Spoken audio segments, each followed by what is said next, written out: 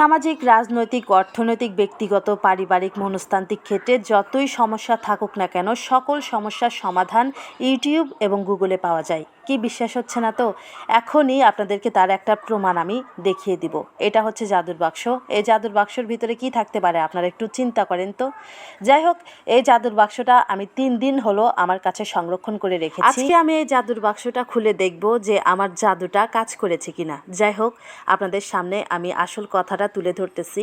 গত 1 মাস যাবৎ আমি বাজার থেকে অনেক বীজ এনেছি, কিন্তু সেই বীজগুলো রোপণ করলে আর সেই বীজগুলো গজায় না।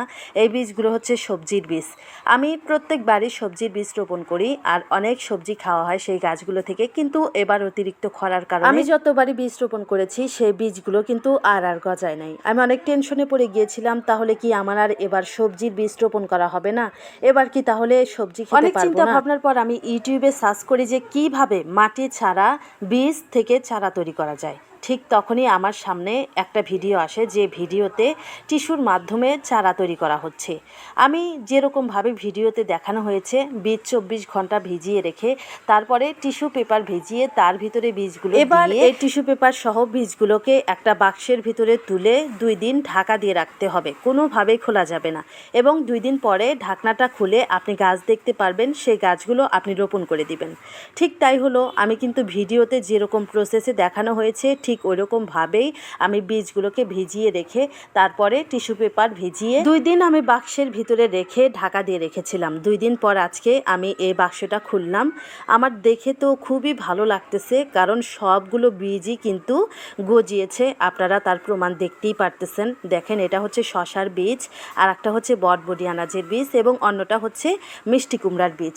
দেখুন গাছগুলো কত সুন্দর পোক্ত হয়েছে। এবার আমি বাগানে এসেছি এই গাছগুলোকে রোপণ করে দিব। আমি কিন্তু জীবনে কখনো কল্পনা করি নাই যে মাটি ছাড়া আবার গাছ জন্ম নেয়। আপনারা কিন্তু তার প্রমাণ দেখতেই পাচ্ছেন যে মাটি ছাড়াও কিন্তু গাছ হয়। এগুলো হচ্ছে মিষ্টি কুমড়ার বীজ। দেখতে পাচ্ছেন যে কত সুন্দর শিকড় হয়েছে। এগুলো কিন্তু মাটিতে দেওয়ার সঙ্গে সঙ্গে খুব তাড়াতাড়ি গাছগুলো বড় হয়ে যাবে। এমন কোনো সমস্যা নেই যে সমস্যাগুলোর সমাধান ইউটিউব এবং গুগলে পাওয়া যায় না। তার উপযুক্ত প্রমাণ কিন্তু আমি আপনাদেরকে দেখিয়ে দিলাম। আমি কিন্তু এর আগে অনেক বীজ নষ্ট করেছি। আমি তো চিন্তা করেছিলাম এবার আমি গাছ রোপণই করতে পারবো না।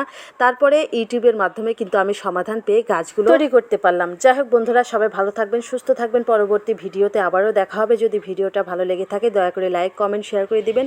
আর আমার এই ছোট্ট চ্যানেলটাকে সাবস্ক্রাইব করে দিবেন। যারা পেজ থেকে দেখলেন অবশ্যই আমার এই ছোট্ট পেজটাকে ফলো দিয়ে দিবেন। আমি কিন্তু এখন সেই ছোট্ট ছোট্ট চারাগুলোকে মাটিতে রোপণ করে দিয়েছি, দেখতেই পাচ্ছেন। এগুলোতে এবার আমি পানি দিব।